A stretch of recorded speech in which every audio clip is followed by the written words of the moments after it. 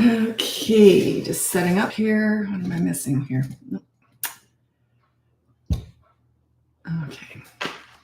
Okay. All ready to go.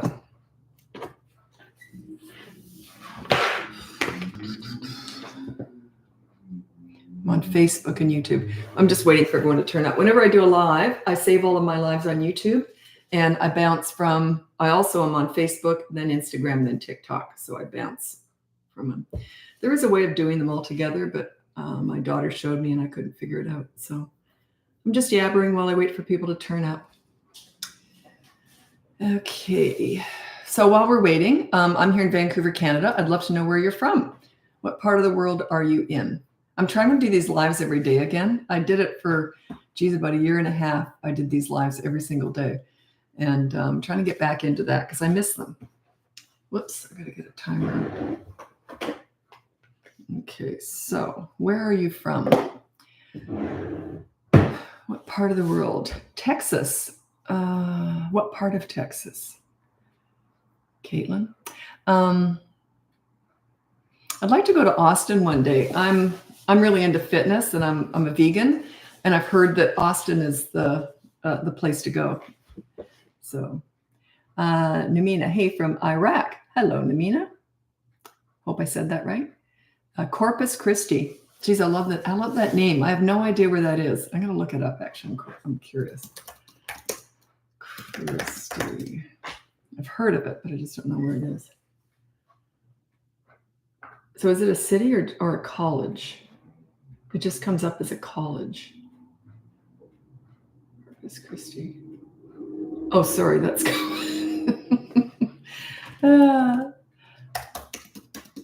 sorry, it came up a whole different country. Oh, I see. Oh, okay. Corpus Christi. Interesting. Okay. Interesting. Okay, so I was just asking people where they're from while we're waiting for people to turn up. Isn't Texas known for meat and barbecue, though I might be wrong? Yeah, it's known for that too. And I just don't eat that. I don't have a problem with that. But yeah, it is. It's kind of interesting, isn't it? What do they call that? Juxtaposition or something? Anyway, yeah, but Austin in particular is known for, it's got a lot of vegan influence there too. So it's just hard. It's not like I'm pro-vegan. It's just hard to find places to eat when you are vegan. Okay. I'm also gluten-free, so figure that one out. Okay. Illinois. Hi, Kathy. Chicago. No, Canada. Sorry. I'm reading the wrong thing. Canada. Delieta Danielle. Sorry, I'm sure I've got that name wrong. Illinois. Sorry, Kathy. New York, Susan.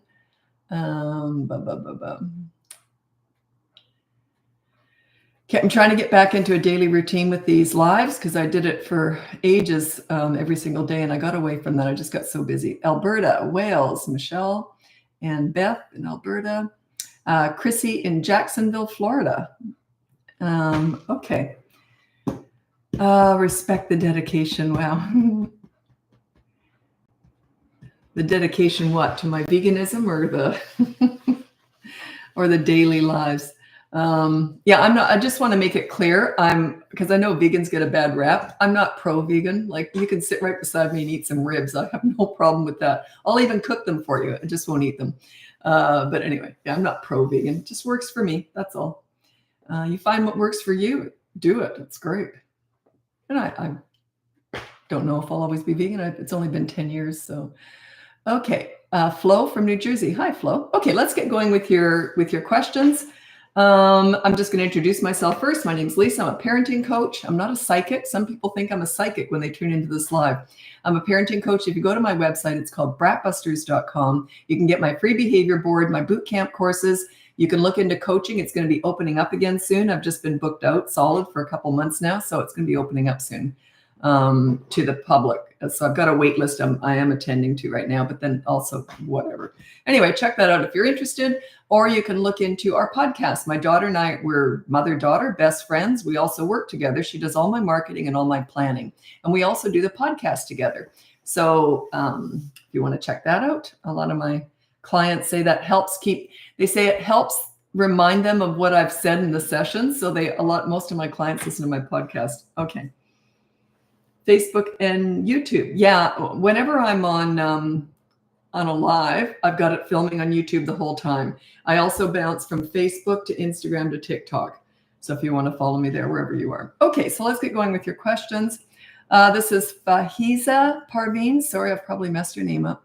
When doing no screen time as a consequence, what about the other siblings who were not involved? Yeah, that comes up a lot. So what you do, you sequester the other kids in a master bedroom with a smaller screen. They're usually quite happy to do that, to get a screen when their sibling has none. The other one gets the run of the rest of the house, and then you do it with them. You say, hey, I'm not going to do screens either. Well, you've got this going on. So how about we play a game? And they may say, no, I hate you. I hate you. You say, fine, okay.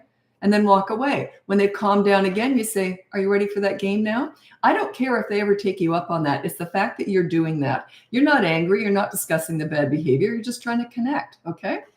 And what's interesting is the younger the kids are, the more likely this is to happen. So let's say you have 4 kids and only one has media blackout. You start playing a game or having fun with them, or the other kids often come out of the master bedroom, leave the screens, and come out and play with the family. So it's not a bad thing.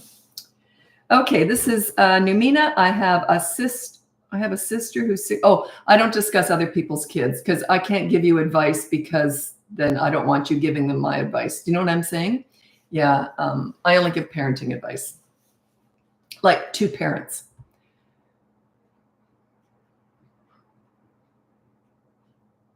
How can we hire you to help us with implementing your methodology with kids? You can look on my website, BratBusters.com. I'm just going to check it out now. My daughter does all this, but we're just going to be opening up coaching again because I've just been booked out solid, so we haven't been able to take on anyone. Oh, it's still full. She hasn't opened it up yet. I think we're going to open it up tomorrow. We did discuss it. I don't listen when she's telling me what we're going to do. Anyone who listens to our podcast will get that. My daughter's the organizer. She's the planner. She kind of tells me where we're going with the business. I don't necessarily listen. I just let her take care of all that. But I'm pretty sure we're going to open it up tomorrow. Like, I do have a big wait list, and those people I'm getting through that now. So as soon as I'm done with that, which should be today, then we'll get into the website. We'll open that up again. Poor Amy, yeah. We know where we stand. We're very aware of that. Yeah, we're best friends too. We're very lucky. Someone said to me the other day, because I mentioned they asked about my business, and so I said, yeah, my daughter and I work together. And they said, oh, that must be difficult, taking orders from your mother. It's the other way around. I take orders from her. So yeah. And we have no crossover in our jobs. She does all the marketing and planning, which I have no interest in. And I do the parenting. She has no interest in that. You know what I mean? Like, she doesn't want to be a parenting coach. So yeah, it works out beautifully.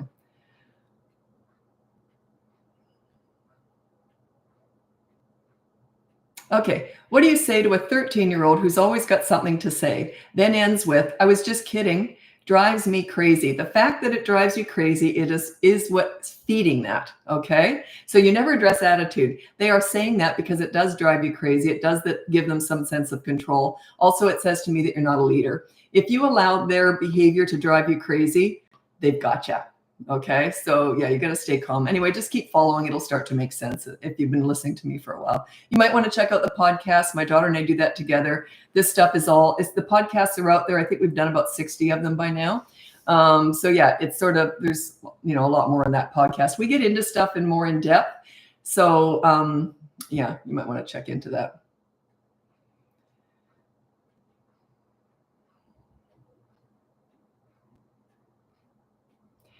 This one's interesting. You're going to hate me, by the way. This is Randy. How do I get my 2-year-old to leave the phones alone? Don't give them access to it. You can't train them out of wanting to touch a phone. That is pretty enticing. They see you on it all the time. They know it makes noise. So yeah, just don't it's like, just don't allow them access. I'm going to read out my top 5 tips for parenting toddlers. They are in the discovery phase, so you've got to manage that. You've got to respect that too. They want to touch everything. Number 1, child-proof your home so you never have to say no. That's in that category. Number 2, set up a toy rotation system so they're never bored. And number 3, connect with toddlers in their world, not your world. You don't take them to the nail salon. You go to the park and roll down the hill with them. They just look at you differently. Sorry. Oh. I don't want to be dramatic, but I think one of those little flies just went into my throat. You know, those little tiny, they call them no-see-ums. Oh, goodness gracious. Oh, well, I'm vegan too, so I don't really want to eat the meat, right? Oh, well, okay. So yeah, you connect with them in their world, not your world. They do look at you differently. When they feel that you just get them when you enter their world. It's just different. Number 4 is similar. When you want to discipline a toddler to me is 16 to 35 months, by the way. When you want to discipline a toddler, you do so in their world. They're not about words. They're about actions. All these mini therapy sessions that's so trendy out there right now, it's absolute garbage. That is not their world. That is not their words. That is not their language. Their language is actions. You use consistent corrective actions to correct behavior, okay? And number 5 is stop trying to figure them out. Toddlers are not figure outable. They're brand new, fresh human beings. They've got one marble and some tumbleweed floating around in there. You know, imagine if you've only been in the world for a couple of years and the first year you were a potato laying on a mattress. They're just forming. I always say they're crazy, but it's just that they haven't developed sanity yet. They don't have the ability to really reason and think things through yet, okay? But they can learn through consistent corrective actions. That's more of a muscle memory, like a knee-jerk reaction kind of thing. It's something like this. Let's say a toddler, a 2-year-old, might touch a hot oven 10 times, but they won't touch it the 11th because muscle memory, knee-jerk reaction, not so much a thought process. Not yet, anyway. Okay.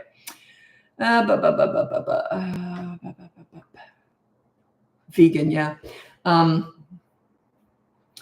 Someone asked me a while ago, I just want to make this very clear. Every time I talk about being vegan, people seem to think I'm some cult figure, you know, like I take it so seriously. I didn't raise my kids vegan. I don't know if that's the right thing to do or not. I don't care. I just raised them to eat whatever they, you know, whatever they wanted, basically, like health-wise. But yeah, I didn't raise my kids that way. Someone asked me that recently, and I don't know if veganism is a good thing to do. I don't discuss nutrition. It's not my wheelhouse, right? But I just happen to be vegan. But I don't necessarily think it's the best way to be. It just works for me. But I probably wouldn't restrict my children with that, because nobody really knows what's the best way to eat. Just do what works for you. But I wouldn't do that with my kids. But if you want to, that's your choice. Okay. How long is your wait list? I'm going to be getting through it today, I think. But then I'll be honest, we have a notification. If you go on the website, it says get notified when the wait list is open. That, I don't know if I want to say how many are on there. It's in the hundreds. Yeah, but I do pick and choose also. I do pick and choose age ranges. Like I specialize in teenagers. I'm not going to take on teenagers exclusively or toddlers exclusively. So, you know, I do mix it up. And so, yeah. But I'm getting through the actual existing wait list right now. Hopefully today I should get through that.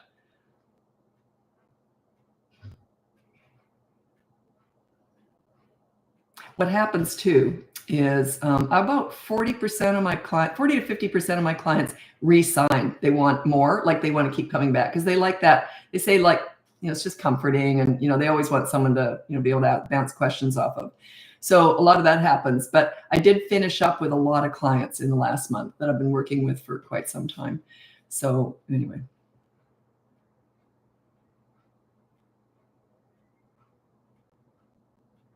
Okay, tips for potty training, 2.5-year-old boy that has no interest. Yeah, I do have a whole potty training system, so I can't give you any tips. It's a whole system, right? So, but 2.5 is a really good age to do it. I trained my son in 1 day and my daughter in 2 days. No night diapers, no pull-ups. And my son never had an accident, but my daughter had one, and it was my fault. That's why it took her 2 days. She had an accident on day 2.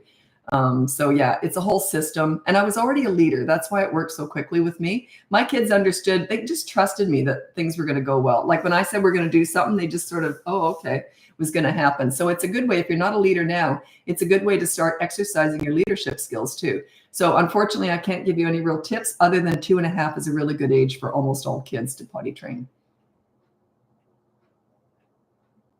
If you want to know about the courses, just go on my website, BratBusters.com. It's in both the the boot camp courses, because some kids are 3 and still not trained. The boot camp for 3 to 12-year-olds, I put it in there too. We just put it in there. All of our courses have been updated. All new videos. It's all, if you've already bought it, it's all just there. Just refresh the page if you've got the old course. Okay. Okay. Oh, sorry. You're talking about your toddler having long tantrums. You didn't put an age. I can't answer that. I need an age. How old are you? I'm 64. I'll be 65 this year. And there's a lot of stuff that kicks in at 65. So I'm kind of excited about it. Like old age stuff, there's got to be some advantage to being all wrinkled and old. So yeah, I love my 60s. I didn't like my 50s as much. I gained a lot of weight. I was menopausal, and now I lost all the weight and I feel great. So.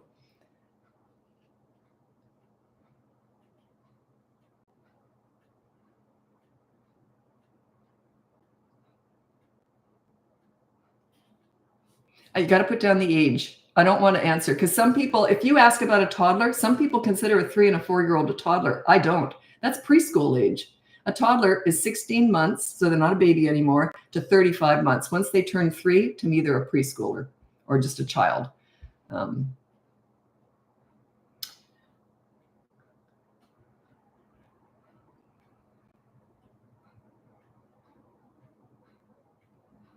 Okay, this is Brianna on YouTube. Listen to your podcast and love it. Thanks so much. Hoping I am not off base with this question. Last night, my 3-year-old was screaming for more light in her room. She was really tired. My husband was ignoring her tantrum, but I thought it would be a different situation since it was 10:30 p.m. when normally goes to bed at 7. I thought we should handle it differently. She's overtired 3-year-old. Then you said you're 36. We don't have to say our ages on here. I often talk about how old I am. Do you know why I do that? It gives me more credibility.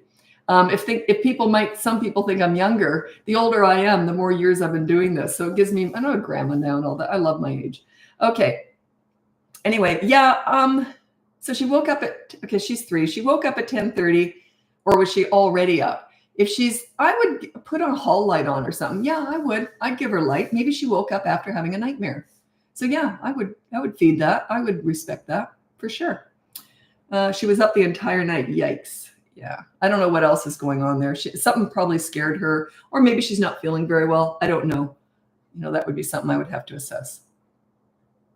Oftentimes when people hire me too for coaching, they'll tell me what's going on, and then they'll say they're doing this because of it, and I'll go, no. Oftentimes, like, part of my job is assessing where the problems lie.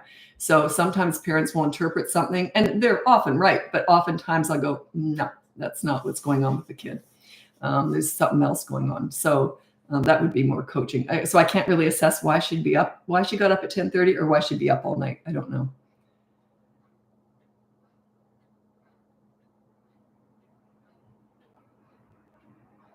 By the way, I just want to say that, a lot of people ask me about discipline, which is understandable, like fix the problem. But really, a lot of those problems can be avoided completely if you're really connected to your kids.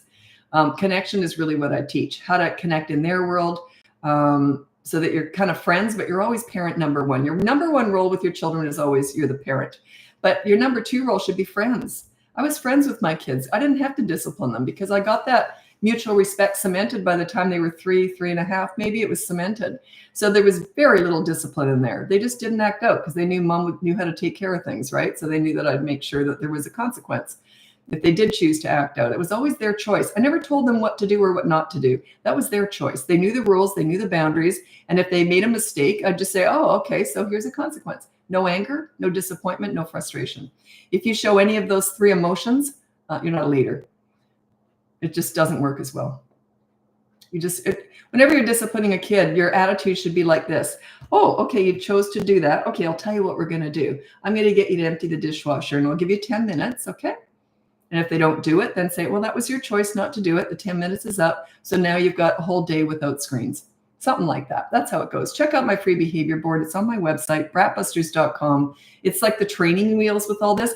I would never use a behavior board. It's a teaching tool. It's the training wheels with all this stuff. If you buy the boot camp course, 3 to 12 years old, it is a whole program. It's all paced out according to getting the best results. I've been teaching this for 20 years, so I've paced it out to get you the best results possible. You know, there's exceptions always. Never try and shorten it though, because we go off the behavior boards in week 4. But the first 3 weeks are very specifically behavior boards. You're dealing with one rule in 1 week, then you've got another one in 2 weeks, and then in the 3rd week, you've got 3 different behavior boards, 3 different rules. If I give you everything to deal with in day 1, you'd crash and burn. I would deal with everything in day 1, but I'm level 10 with what I teach because I invented all this stuff. So when you're learning, you just start small steps, and you master that one behavior board. I don't care what the kids are doing. Their behavior may still be out of control. It's you I care about. I teach parenting. I'm not fixing kids here. I'm fixing and teaching parents. You lead, they will follow. Children instinctively lean into a follower. They want to please a follower. They look up to a follower. They look up to a leader. They want to follow you. They want to please you. They don't want to disappoint you. You make them feel good, right? That's where their self-esteem and their pride is coming from, is your leadership.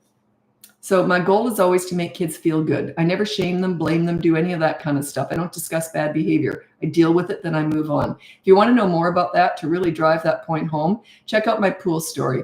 If you're new here, if you're not, you already know it. Just Google BratBusters pool story. It'll pop up everywhere. So that's sort of the best example of the way I treat children. I deal with bad behavior, but then I very quickly focus on the good kid. Where you put your focus, where you put your energy is what grows. If you're always focused on the bad behavior, you're going to get more of it. Okay. You deal with it, get it out of the way fast, and then you focus on the good kid. Okay. Okay, good one. You must have bought the course, JMac. It's on YouTube. How do you transition from behavior board and in the moment discipline? Kids keep saying it's not on the board when they get a consequence. Kids are 8, 6, and 3. Say, that's right, it isn't, but we're going to do it anyway. You don't need to explain yourself. Okay. It's more for you. Now you know how to do it, and they know you know how to do it. Okay. If you've been following it through. So then you say, yeah, you're right. It isn't on the board. Now we're dealing with everything. Or you can blame me. In coaching, a lot of my clients say, well, she told us to do it. So you can say that, well, she told us to do it. You know, we paid a lot. And I always say I paid a lot of money for this. And this is what she told. She's a teacher. She teaches us how to parent because we want to be better parents for you. Right. So I say, use me and just say, she told us in week 4, we deal with everything now. So blame me. A lot of kids say, I hate that woman. I'm okay with that. Don't bother me at all. And it's funny because as kids get older, they'll often say to their parents, when their parents hand down something that they don't like, they'll say, and teenagers will do this quite often. They'll say, can you ask Lisa, or whatever they call me, can you ask her if she agrees with what you just did? And 99.9% of the time, I agree with the kids. They understand this. They just pick up on this. If you're doing it well, they get it. They like it. But the teenagers often ask their parents, and the parents laugh. They go, can you believe they asked me that? And I said, yeah, they're right. You're wrong. And they go, what? So yeah, the kids get this. Can I reverse my 10-year-old's disrespectful behavior? Yeah, you got to give respect to get it, though. That's what I teach. You might want to check out the boot camp course. I specialize in troubled teenagers. If they can be turned around, anyone can. So, by the way, teenagers are quite different. I haven't got a course on that yet. The reason I never did a course on teenagers was stupidly, I started my business 20 years ago specializing on teen crisis work. And I thought, well, I can't do a course on teen crisis. It's so specific to each family, right? And then my daughter said, Mom, most parents who are going to buy your course are not in crisis. And I thought, oh, I guess I could do a general teen course. When we get more time, we do have plans to do it. If you saw our schedule, you'd understand we're just super busy right now.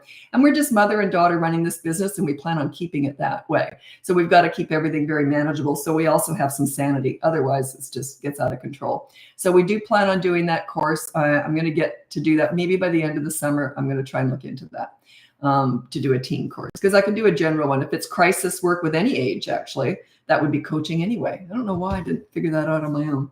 That's why I've got my daughter here telling me stuff.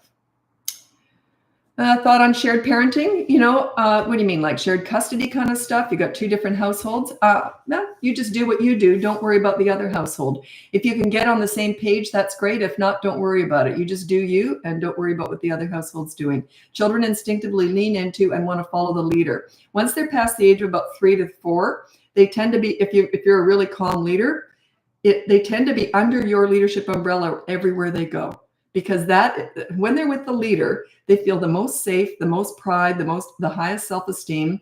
They like themselves the most when they're with the leader. Therefore, they tend to take that everywhere they go, past the age of 3 and 4, if you're doing it well. Okay. So don't worry about what the other household's doing. If you can get on the same page, great. I went through, we separated when the kids were 9 and 14, and we were always on the same page. So that helps. But if not, I would have, just done what I do and whatever.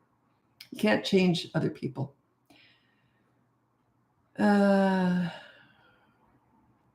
Okay, I'm 63 years old. Grandma, the only reason I'm saying this is because you adopted this child. I only teach parenting. I'm a 63-year-old grandma who recently adopted a toddler. Thank you for sharing your expertise. What do you do when he doesn't get his way and intentionally just breaks something or pours a glass on the floor? Yeah, they're going to do that. They're going to go, you didn't give me what I want. Here you go. Oops. I would say, oh, okay. So I would start with the behavior board to learn how to do this. Okay. So just put down a rule, and it could be something like no breaking things on purpose. That could be a good rule. Okay. But oh, wait a minute. It's a toddler though. Is that under the age of 3?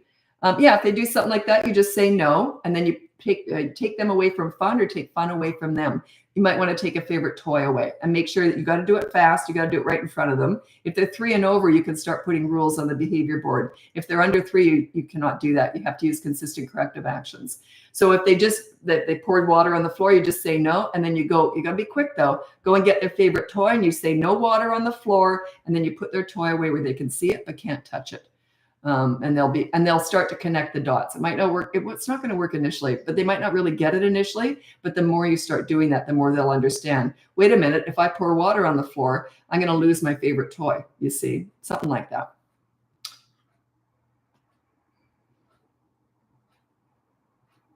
Yeah. Meet their needs, manage their wants. That's right, Tabitha. I always say that. If my 23-month-old is overtired, that's a need. Yeah. You meet their needs. You don't ignore a tantrum when they're tired, hungry, cold, scared. You do not ignore a tantrum. That's tantruming over a need not being met. That's different. And the only other exception, well, that's not really what I'd call a tantrum. That's a reaction to not having their needs met. It's a little bit different. But anyway, I just talked about this last night on the live, and I was saying that the only exception, the only time I give in to everything they want, even if they're not hungry, tired, or any of that, is when I'm on a plane. If I'm on a plane with a kid and I think they're going to tantrum and disrupt the whole flight, they're going to get whatever they want. They learn that that's an exception. That's okay. I traveled a 24-hour trip from Australia to Canada and back again because we lived in Australia with my 18-month-old son. And he got whatever he wanted. And they learn that. They learn that, oh, that's only on a plane. And even then, he didn't tantrum, so he didn't. You know what I mean? Like he never tantrum because he was getting what I was just constantly pulling out stuff for him to have and do. And so, yeah, that's the only exception. I would never ignore a tantrum on a plane or a small enclosed space with other people. I'd fear for my life if I allowed a toddler to have a tantrum on a plane. I would fear for our lives when we got off that plane. Okay, good question. When you take away the fun or take them away from the fun, how long do you take it for? A 27-month-old. Could be 5 minutes, 30 minutes. You want them to kind of calm down. If they're screaming for it, I would never give it to them. Okay. I would divert their attention maybe. So there's, and they might want to do that for hours. I would say, oh, let's go do that. But then as soon as they calm down a bit, then I would pull it down. You want to reward the calm, not the crazy. Okay. Anyway, I got to move over to Instagram now if you want to join me over there. If not, check out BratBusters.com. You can get my free behavior board, my boot camp courses. I have one for toddlers, one for 3 to 12-year-olds. You can look into coaching. It's going to be opening up, I believe, tomorrow. I've just been booked out. So, and then you can look into our podcast. My daughter and I work together. We're best friends, mother, daughter. And she does all the marketing and all the planning, and we do the podcast together. We're having a blast doing it, by the way. We're very different personalities. I have no filter. Whatever I'm thinking comes flying out of my mouth. She's much more reserved. She thinks before she says stuff. Not so much with us, obviously, but yeah, in public. We're very different personalities, and that's why we complement each other so well. But she's very much the leader in all this, and in our personal lives too. I'm a follower in my personal life, and she's the leader. You'll pick up on all that dynamic if you listen to the podcast long enough. So she tells me what to do, and I usually listen. Sometimes I don't. Okay, and then I get in trouble. Anyway, I'm moving over to Instagram. It's BratBusters Parenting over there, and I'm on YouTube the whole time, which is where all my lives are saved. Happy parenting. Okay, I think I've got 7 buttons. 1, 2, 3, 4, 5, 6. Yeah, it's only 7 buttons to go from Facebook to Instagram. It's 10 buttons to go from Instagram to TikTok. Why does that matter? I guess when you're on your phone as much as I am with business and that, pushing buttons, just my fingers literally hurt. Sometimes I have to use my thumbs. Sometimes I have to change and use my fingers because my thumbs get so sore. Okay. Tabitha, thanks so much for making parenting fun and easy. My toddler, 23 months old, tantrums, lots, climbs, etc. She's nuts. Well, yeah, they're toddlers, but it's got to be a ton of fun since 14-month-old implementing it. Since 14 months implementing its techniques, it's become second nature as well. What would Lisa do? I always ask myself, a lot of my clients say that. What would Lisa do? And what they do, my clients actually listen to the podcast a lot or watch it. And they say watching my body language when I'm talking about how you talk to your kids is one of the best things they find helps, because they don't know how to talk to their kids when they're disciplining. Like if a kid acts out with me, I'd say, oh, I'll tell you what, you just hit your little brother. Here's what we're going to do. I'm going to get you see, that's how I talk. So there's no anger, no frustration, no disappointment. It's just like a business transaction. You got to stay calm. Okay. By the way, welcome to my live. My name's Lisa. I'm a parenting coach. If you go on my website, you can get my free behavior board, my boot camp courses. I have 2 of them, one for toddlers, one for 3 to 12-year-olds. You can look into coaching. It's going to be opening up again. Sorry, we had it shut down for a couple of months. Just been really busy. But hopefully tomorrow we're going to open that up again. But you can still get on a notification list. What else? Oh yeah, our podcast. It's called BratBusters Parenting Podcast. It's on all the platforms. My daughter and I do it together, and we're having a blast. A lot of giggles. We sometimes have to edit a lot of giggling out of there, but we're very serious about this business. We work together, and we're here to serve you, and we're answering questions on the podcast. Okay. Okay. Would love to know. This is a good question. I was a single mom. Would love to know your advice on single parent doing both roles and ensuring you're both the fun and the tough one. Thank you. The leader is the fun one. The leader is the one they tell everything to. The leader is the one they lean on. Okay. So, but once you get that leadership cemented, there is no discipline. They don't act out. They know the rules, the boundaries. Why would they act out? Because they like fun mom or fun dad. They like the friendship.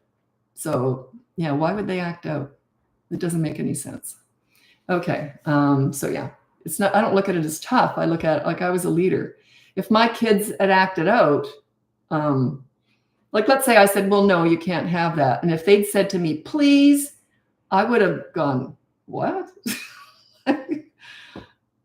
I already said no. Why would they? You see what I mean? Like it was already cemented. They wouldn't have talked like that to me. So once you get your leadership cemented, there is no tough or discipline or anything. It's very rare. It's very rare. But you're accountable too. If you're not accountable, you're not a leader. You're just a dictator. Okay. I'm blessed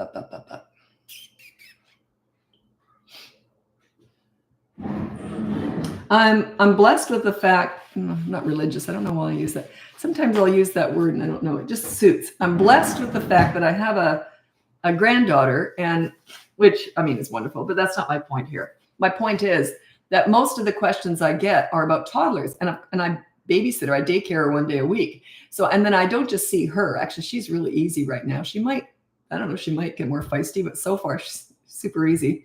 But I'm around a lot of toddlers because I go to play groups and stuff like that. So I'm around a lot of toddlers. So I'm in the thick of it again, sort of just 1 day a week. But it's made it a lot more fun for me to talk to you because I'm right in it now with my granddaughter. And then also someone asked me this a while back, and they said, who didn't know me, and they said, oh, how does your son and your daughter-in-law feel about you giving them parenting advice? And I said, you obviously don't follow me. I would never do that. When you give unsolicited advice to anybody about anything, you are insulting them.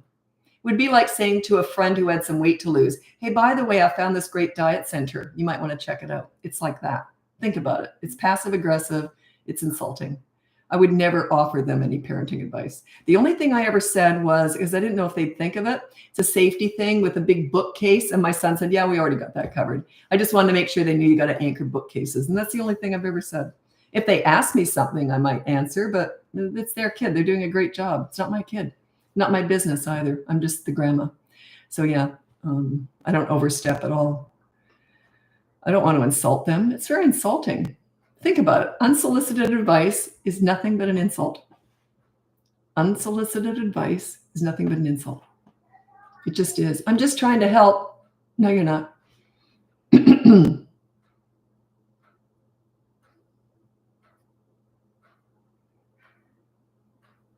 I usually get a lot of comments about mother-in-laws after I talk like that.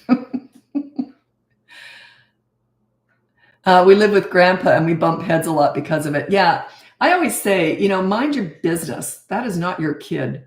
That child, no matter what the parents are doing, I'm lucky my son and his wife, she's a leader, the mom. I think my son might be more the softie. I think he might be. I could be wrong, but I think they agree with that too. But yeah, no, they're very good at what they're at parenting. They're wonderful at it. But if they did anything that I wouldn't do, and doesn't mean that I'm right. Like I don't think that I know everything. I just teach this because I believe this stuff works, but there might be, tweak it to personalize it to suit you too, right? But yeah, grandparents, just shut up. It's not your kid. Shut your mouth.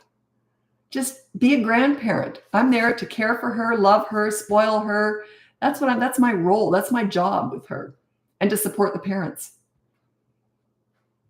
That's my job as the mother and grandmother, like the mother of the parents, right?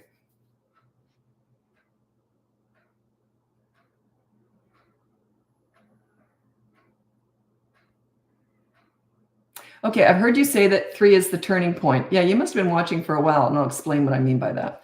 What if you were inconsistent parents but are now ready to be consistent? How do we adapt kids who aren't used to structure?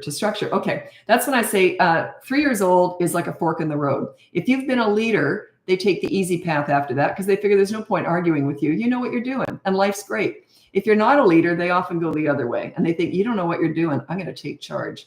Okay, so it can go either way. And some kids don't have that in them anyway. So if they're going to be easy, they're going to be easy anyway. So, but yeah, you can always pull it around. It's a bit more work if you haven't been a leader. If they already know you to do it the other way, it's harder. It's going to take longer, but they will adapt. The younger they are, the quicker it happens. Okay.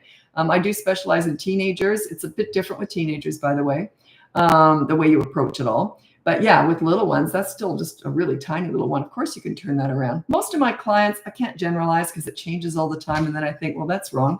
But a lot of my clients have kids who are 7, 8, 9. That's when they get bigger. They get harder to manage if you're not a leader. But at 3, it's very easy to turn it around at 3. Okay.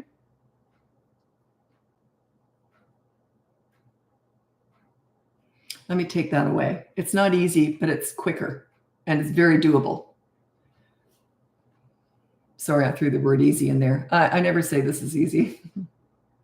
Do they ask for your advice? If you were my mom, I'd probably be asking 24/7. You are like the kid with their, yeah, they already kind of know what they're doing. I think the mom has that real natural instinct. She's just got it covered. And I raised my son, so he already knew what I did. Yeah.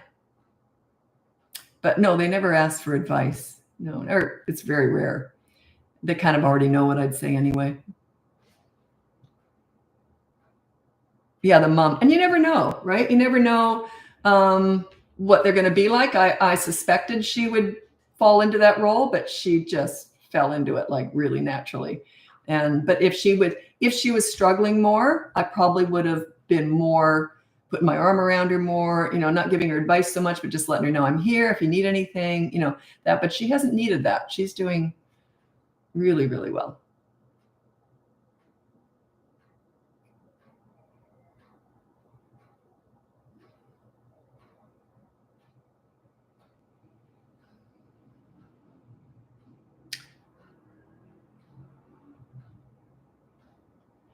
Yeah, Tabitha just said, and Tabitha is a real regular here, so she's been watching me for a while. So, and she said, when you grow up with that sort of leadership, it's probably a bit easier to be in that role. It is, yeah, I guess so. It's part of a personality thing too. I think I was born to do this, and if you're not that way, and I think also with my son, I think he will be more the pleaser. I think mainly because the mom will be more the leader. and he doesn't have to do it as much. But we'll see. They both said he'll probably give in more, and I could see that. But because it's already taken care of. They only need 1 liter, by the way. Kids only need 1 liter. They don't need 2. They only need 1. As long as you're on the same page. Oh, thanks, Kaylee. She said she really appreciates my stories. Stories tend to get the point across a lot. I do tend to rinse and repeat all the same stories because they're kind of the best ones. But I'll be coming up with new stuff because I've got a grand